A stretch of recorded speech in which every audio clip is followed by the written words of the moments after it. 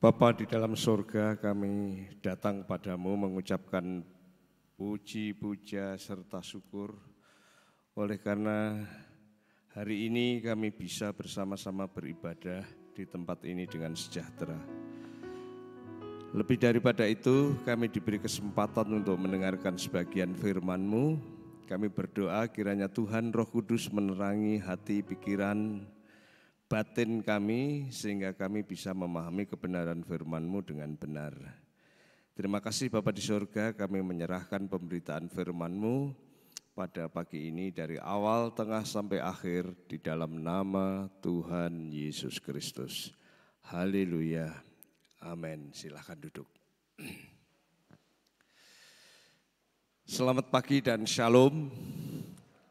Hari ini saya ingin menyampaikan kebenaran firman Tuhan yang saya beri judul siapa yang seperti Musa. Artinya siapakah nabi yang dikatakan nabi itu seperti Musa. Mari kita lihat di dalam Kisah Para Rasul pasal 3 ayat 22 dan 23. Ini adalah penggalan dari rentetan khotbah Rasul Petrus di pintu gerbang indah Bait Allah. Kisah Rasul pasal 3 ayat 22-23, demikian bunyi firman Tuhan. Bukankah telah dikatakan Musa, Tuhan Allah akan membangkitkan bagimu seorang nabi dari antara saudara-saudaramu sama seperti aku. Dengarkanlah dia dalam segala sesuatu yang akan dikatakannya kepadamu. Dan akan terjadi bahwa semua orang yang tidak mendengarkan nabi itu akan dibasmi dari umat kita.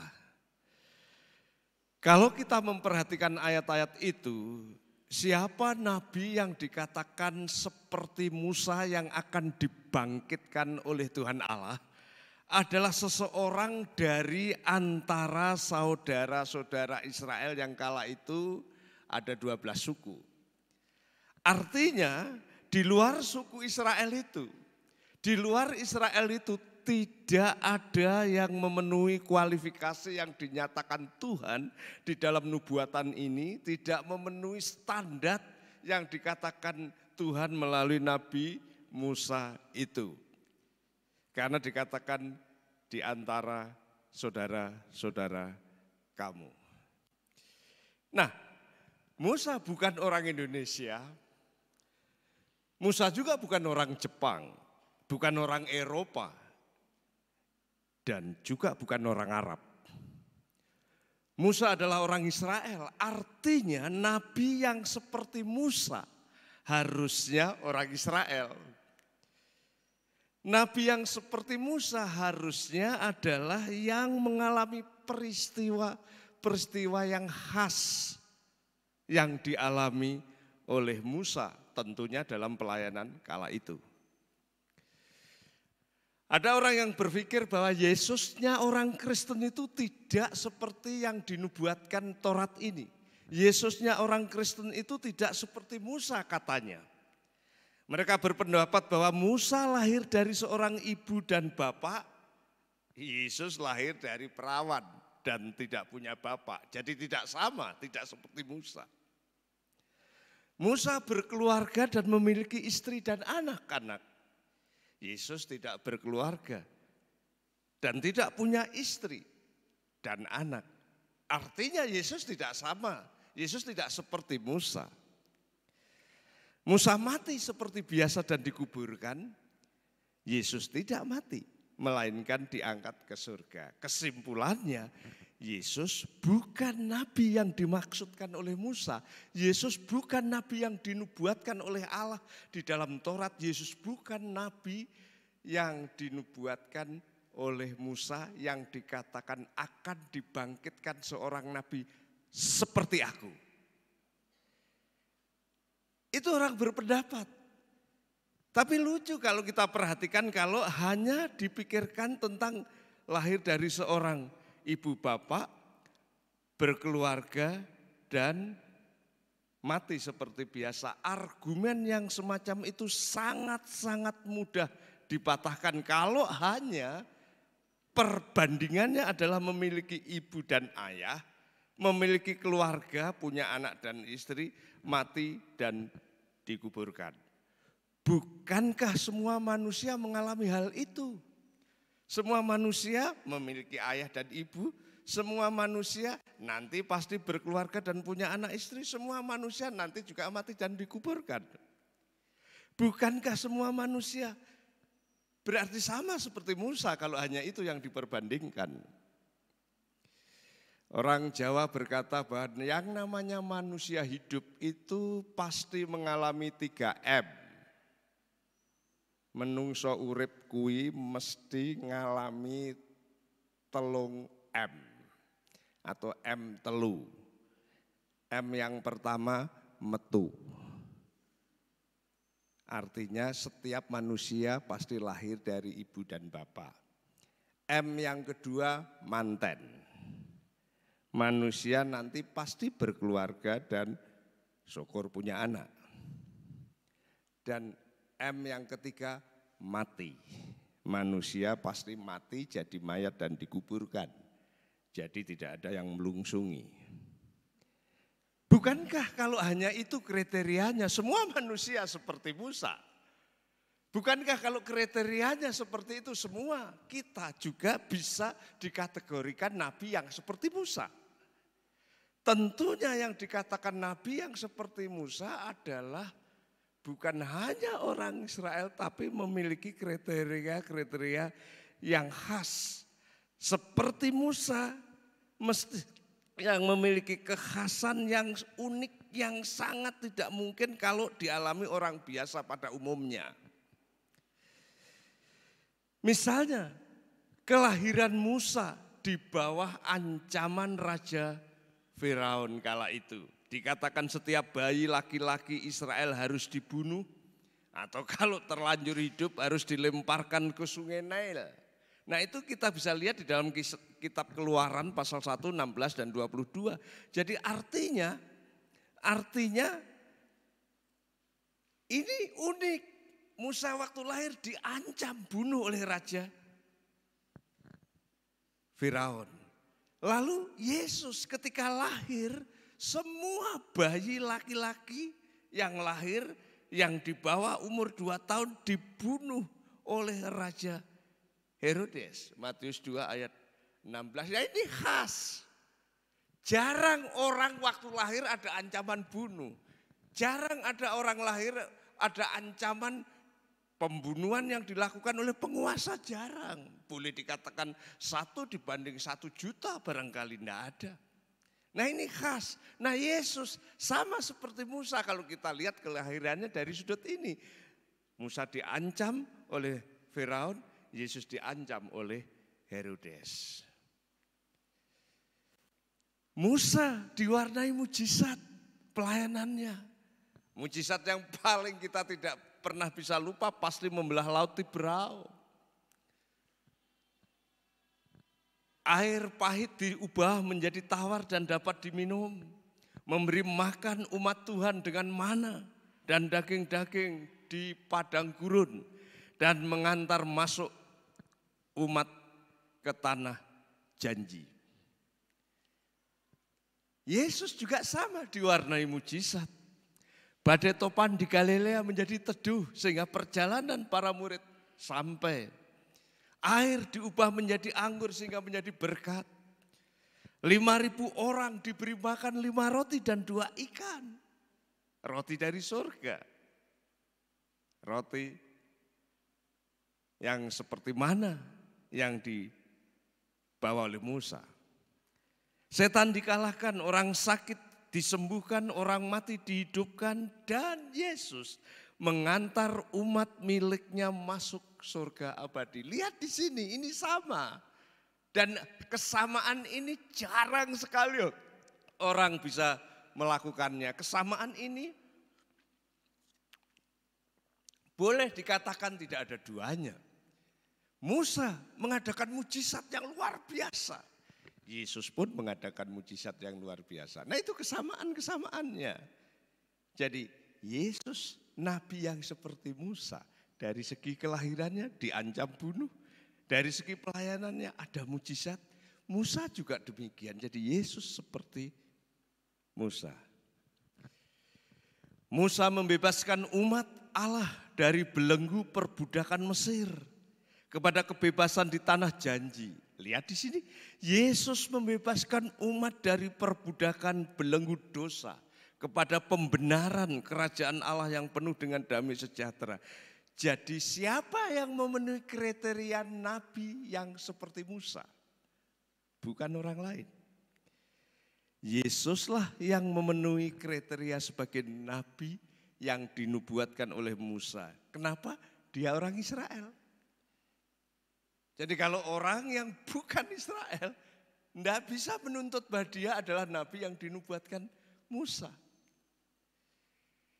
Diwarnai mujizat hidupnya.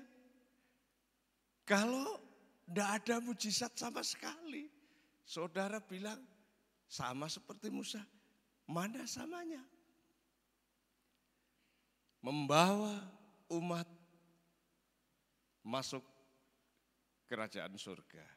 Sama seperti Musa membawa umat masuk di tanah perjanjian. Jadi tidak ada nabi lain, nabi sebesar apapun, nabi sehebat apapun. Pertanyaannya, dia orang Israel atau bukan? Nabi boleh memiliki pengikut yang banyak, boleh orang menyanjung-nyanjung nabi itu, tetapi kalau dia lahirnya tidak diancam bunuh, hidupnya tidak diwarnai mujizat, tidak melepaskan belenggu yang membelenggu kehidupan manusia, mungkin nabi itu betul-betul tidak sama seperti Musa. Yang sama seperti Musa di sini kalau kita lihat dan memperhatikan itu adalah Yesus. Tidak ada nabi lain dan hanya Yesus yang seperti Musa. Lalu apa nasihat Petrus? Nasihat firman Tuhan berkenaan dengan Yesus yang sama seperti Musa. Yesus yang dinubuatkan sebagai nabi yang sama seperti Musa. Ketika orang banyak melihat orang lumpuh disembuhkan karena nama Yesus. Orang banyak itu, orang-orang Israel itu di sekitar pintu gerbang indah di bait Allah itu memuji Tuhan, mengagungkan Tuhan dan dipenuhi dengan rasa kagum yang luar biasa kepada Tuhan. Dan dalam konteks situasi yang seperti itulah Petrus mengarahkan beritanya bahwa Yesus itulah yang dinubuatkan oleh Musa. Yesus itulah yang dinubuatkan Allah di dalam kitab Taurat, di dalam kitab yang ditulis oleh Musa. Yesus itulah yang dimaksudkan oleh Musa ketika dikatakan Allah akan membangkitkan seorang nabi seperti aku. Dan dia memberi dua nasihat. Harus didengar sabdanya. Itu nasihat yang pertama. Ayat yang ke-22b dikatakan, dengarkanlah dia dalam segala sesuatu yang akan dikatakannya kepadamu. Ini penjelasan kepada umat kala itu. Kamu harus mendengarkan segala sesuatu yang dia katakan. Kalau Yesus itu nabi yang dinubuatkan oleh Musa, kalau Yesus itu nabi yang dikatakan kepada Allah, yang dikatakan oleh Allah kepada Musa, maka dia harus didengar, itu sabdanya.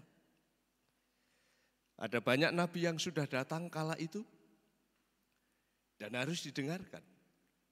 Karena nabi yang benar, apa yang dikatakan, apa yang dinubuatkan pasti digenapi. Harus didengar.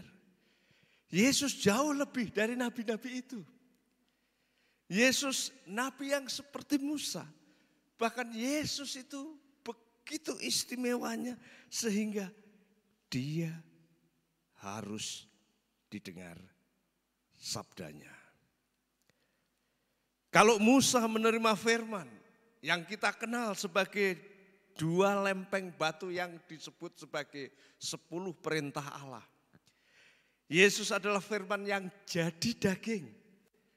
Yang keseluruhan hidupnya adalah firman Allah yang harus didengar. Musa membawa syariat, membawa hukum, membawa perintah Allah yang harus ditaati umat. Namun umat tidak dapat melakukannya. Yesus yang membawa kasih karunia dan kebenaran. Yesus yang membawa kasih karunia demi kasih karunia supaya orang berdosa yang tak berdaya terhadap Taurat beroleh penebusan. Ini semua karena kasih karunia anugerah Tuhan di dalam Yesus Kristus. Lihat di situ. Firman itu menjadi lempengan batu, 10 hukum Taurat, ini Musa. Firman itu menjadi manusia, ini Yesus. Musa membawa Taurat dan manusia gagal dengan Taurat itu. Yesus membawa kasih karunia supaya manusia yang gagal itu mendapat pengampunan, keselamatan di dalam Yesus Kristus. Dengarkan kata-kata Tuhan Yesus, pendeknya seperti itu. Ada banyak kata Yesus, tapi dengarkan semua kata-kata Yesus. Paling tidak, dengarkan kata Yesus ketika dia berkata, "Akulah jalan dan kebenaran dan hidup. Tidak ada seorang pun yang datang kepada Bapa kalau tidak melalui aku." Yohanes 14 ayat 6. Sangat jelas sabda Tuhan. Kalau mau jalan menuju rumah Bapa, mesti lewat Yesus. Karena Yesuslah jalannya. Tak usah berdoa siang malam dan terus menerus tak henti-henti dan berteriak, tunjukkanlah jalan yang benar. Tuhan sudah beri jalan yang benar, yaitu Yesus Kristus. Tak perlu lagi melakukan upacara, ritual, pengorbanan apapun supaya memperoleh kebenaran. Upacara, ritual, pengorbanan apapun supaya memperoleh perkenan Allah. Upacara, ritual, pengorbanan apapun supaya mendapat ridho dari Tuhan Allah.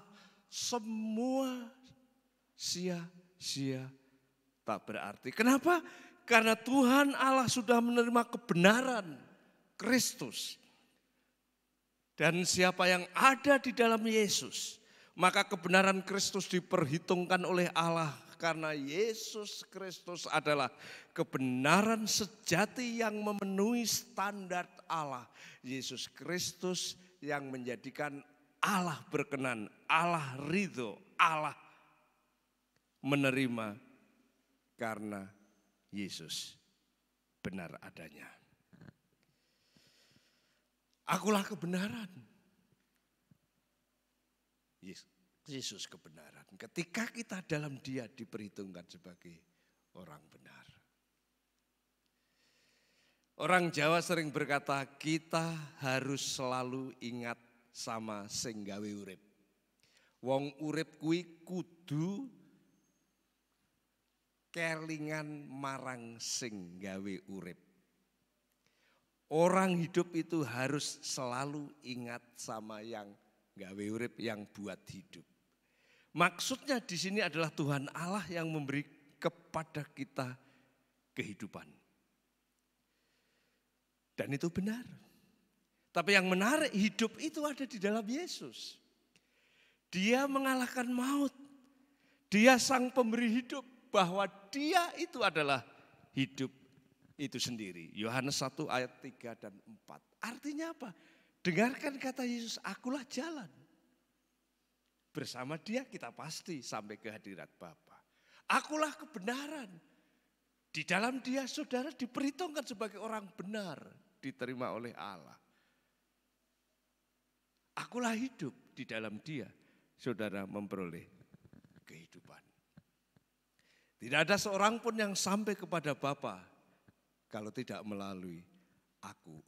Artinya usahamu, amal kebaikanmu, persembahanmu, persepuluhanmu, bahkan ibadahmu pun sia-sia, tak akan membawa kamu ke rumah Bapa jika tidak bersama Yesus.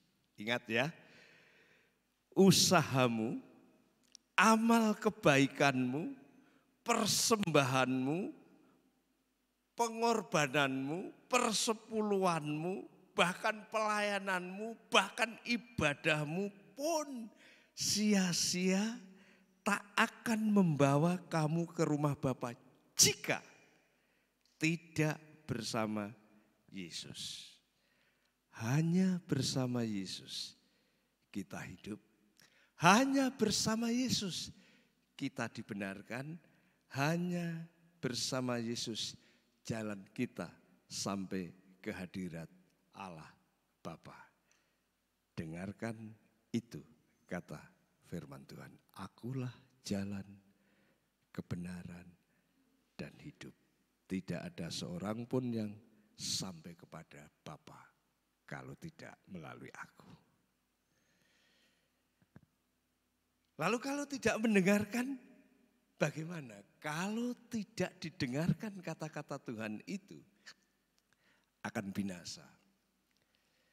Perhatikan ayat 23, di situ dikatakan akan terjadi bahwa semua orang yang tidak mendengarkan nabi itu, nabi yang seperti Musa, nabi yang dinubuatkan oleh Musa, Yesus Kristus, dikatakan apa di sini? Akan dibasmi dari umat kita.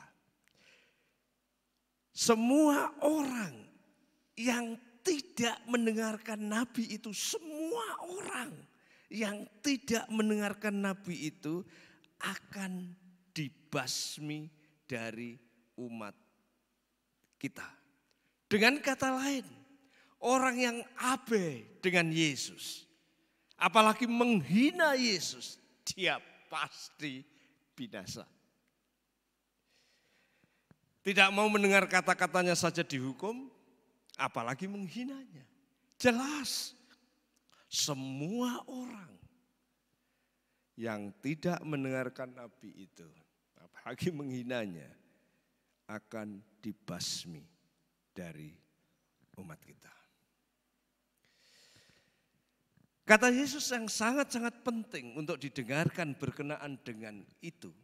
Yohanes 3:18 yang berbunyi, barang siapa percaya kepadanya tidak akan dihukum. Barang siapa tidak percaya, ia telah berada di bawah hukuman. Sebab ia tidak percaya dalam anak tunggal Bapa.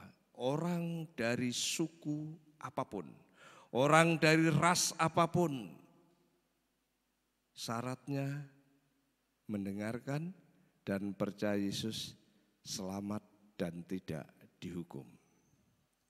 Tidak mau mendengar, tidak mau percaya, sudah ada di bawah hukum secara legal.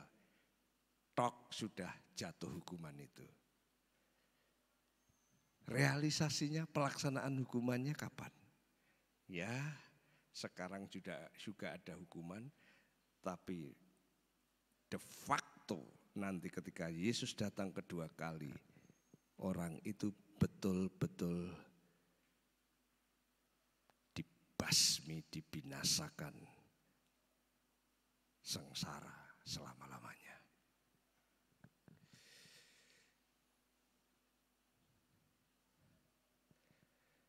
Sekarang masih ada waktu untuk bertobat.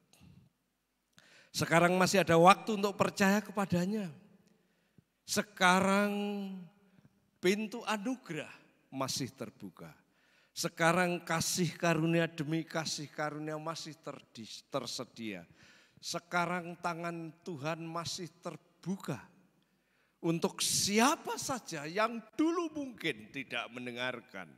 Bahkan yang dulu mungkin menghina, bahkan yang dulu mungkin mengejek, bahkan yang dulu mungkin memusuhi. Sekarang masih terbuka Pintu pertobatan sekarang masih terbuka, pintu anugerah, pintu kasih karunia. Karena Yesus datang memberi kasih karunia demi kasih karunia siapapun orangnya. Kalau mau datang dan menerima dan menyambut kasih karunia itu, dia bisa diterima dan diselamatkan. Tetapi nanti pada waktu kedatangannya yang kedua, Tuhan menghakimi. Saat itu pintu anugerah telah ditutup. Saat itu pintu kasih karunia telah ditutup, saat itu pintu tobat telah ditutup, dan saat itu yang tidak mendengar, yang tidak percaya, yang menghina Yesus, yang menganiaya Yesus, yang memusuhi Yesus, dihukum dan binasa. Ada sebuah kisah nyata. Seorang tokoh agama dari luar Jawa. Dia tadinya tidak paham kekristenan sehingga dia memusuhi kekristenan. Dia belajar dengan kuat mengenai kitab suci. Tapi belajar kitab sucinya adalah untuk mencari kesalahan-kesalahan yang ada di dalam kekristenan. Dia berusaha mencari, menemukan kesalahan-kesalahan yang ada di dalam kitab suci itu untuk menyerang, menghabisi kekristenan. Tetapi semakin dia mendalami kitab suci itu, dia semakin terheran-heran dengan kebenaran yang dia temukan. Semakin dia tidak mendalami kitab suci, dia semakin terpesona dengan Yesus yang dia mau habisi dan pengikutnya itu.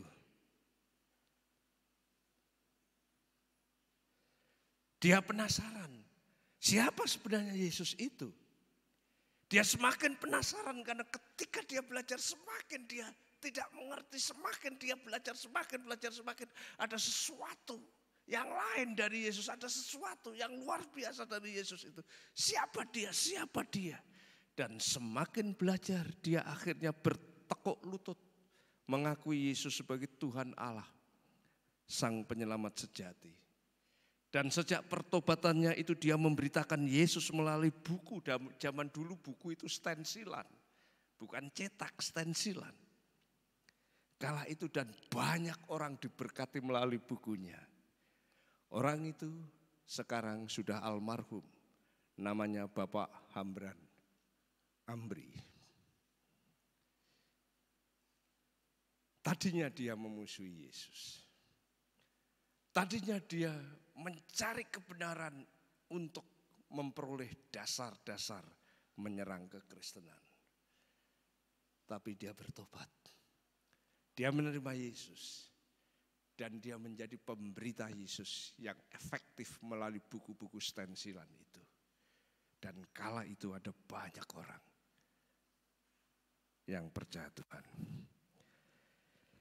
Sebagai penutup, siapa sebenarnya nabi yang seperti Musa yang harus didengarkan?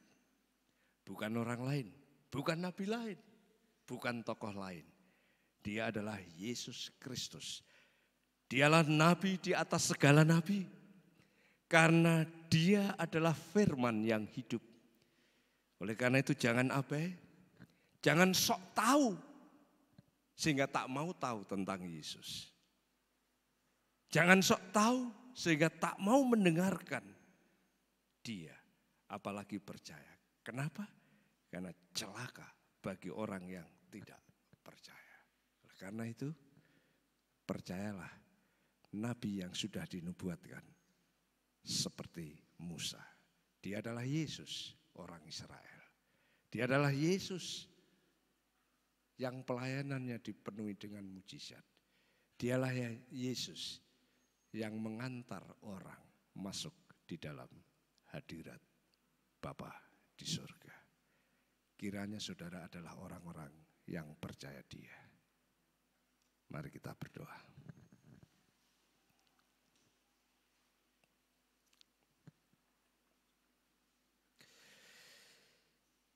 Petugas mimbar, petugas altar, silahkan maju ke depan. Dan ibu bapak saudara sekalian, saya persilahkan bangkit berdiri.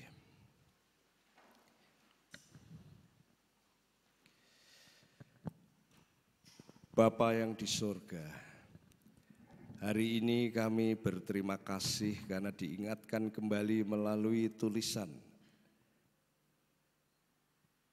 yang ada di dalam Kisah Para Rasul yang menceritakan tentang khotbah Petrus ketika terjadi mujizat orang lumpuh di gerbang indah berjalan. Dan kala itu Petrus mengingatkan bahwa dalam nama Yesus orang ini disembuhkan, dan Yesus itulah nabi yang dinubuatkan seperti Musa. Nabi itu yang harus didengar, karena orang yang tidak mendengarkan akan dibasmi, dibinasakan. Hari ini kami diingatkan supaya kami mendengarkan Yesus.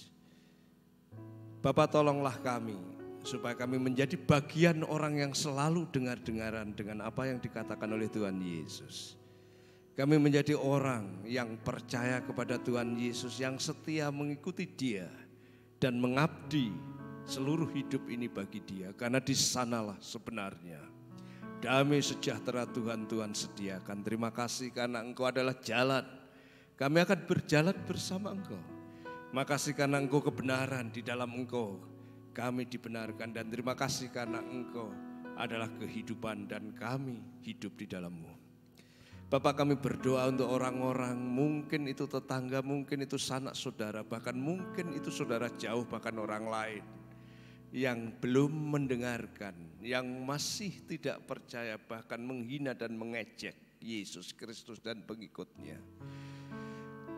Bapak, kami berdoa kiranya Roh Kudus menerangi hati mereka, dan biarlah kesaksian-kesaksian dari kami boleh sampai didengar mereka, sehingga akhirnya mereka pun ada pada dua pilihan, untuk percaya dan mengabaikan.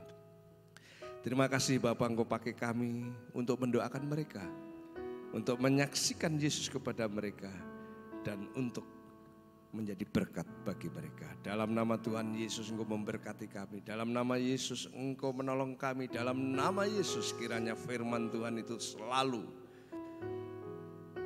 berakar di dalam hidup kami sehingga tumbuh mengeluarkan buah kemuliaan bagi Tuhan. Jemaat yang saya kasih, pulanglah dan terimalah berkat daripadanya.